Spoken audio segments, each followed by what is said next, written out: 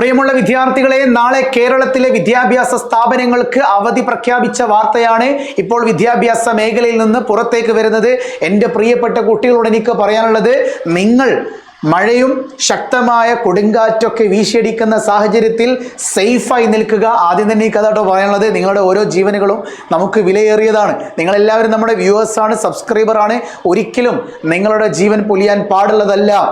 Okay, റെഡിയാണല്ലോ? So തീർച്ചയായിട്ടും നിങ്ങൾ SSLC പഠിക്കുന്ന ഒരു കുട്ടിയോ +1 പഠിക്കുന്ന ഒരു കുട്ടിയോ ആണെങ്കിൽ നിങ്ങൾക്ക് Onam exam, Christmas exam, model exam, main എക്സാമിന് പൂർണ്ണമായിട്ടും A+ ലഭിക്കണമെങ്കിൽ, ഷുവർ A+ ലഭിക്കണമെങ്കിൽ പൊന്നുമോനെ ഈ മൊബൈൽ നമ്പറിലേക്ക് ഒന്ന് വാട്സപ്പ് ചെയ്താൽ മതി.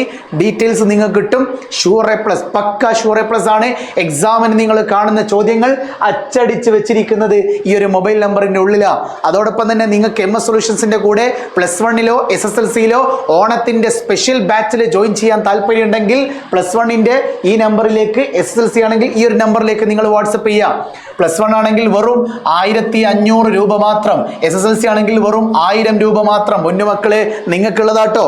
സോ നാളെ മഴയും ശക്തമായ കാറ്റും എന്നിവ തുടരുന്ന സാഹചര്യത്തിൽ കണ്ണൂർ ജില്ലയിലെ അങ്കണവാടികളും പ്രൊഫഷണൽ കോളേജുകൾ ഉൾപ്പെടെയുള്ള ട്യൂഷൻ സെന്ററുകൾ ഉൾപ്പെടെയുള്ള എല്ലാ വിദ്യാഭ്യാസ സ്ഥാപനങ്ങൾക്കും വെള്ളിയാഴ്ച 19-ാം തീയതി ജൂലൈ ജില്ലാ കളക്ടർ അവധി പ്രഖ്യാപിച്ചിരിക്കുന്ന വാർത്തയാണ് ഇപ്പോൾ പുറത്തുവിട്ടത്.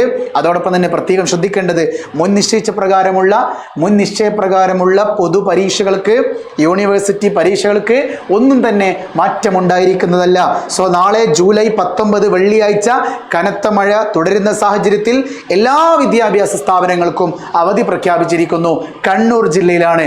ഇനിയും ജില്ലകളിൽ അവധി പ്രഖ്യാപിച്ചേക്കും. കാരണം ഇപ്പോൾ കോഴിക്കോട് ജില്ലയിൽ തന്നെ ശക്തമായ മഴ വ്യാപിച്ചു കൊണ്ടിരിക്കുകയാണ്.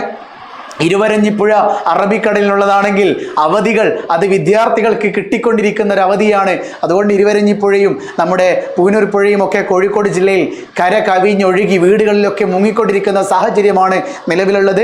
അതുകൊണ്ട് പ്രിയപ്പെട്ട വിദ്യാർത്ഥികൾ സേഫായി നിൽക്കുക. കൂടുതൽ അപ്ഡേറ്റുകളുമായി നിങ്ങളുടെ മുമ്പിലേക്ക് വരുന്നത് വരെ ഇറ്റ്സ് മീ M സൊല്യൂഷൻസ്. ഇനി എന്തിന് വേറെ സൊല്യൂഷൻസ്. ബൈ.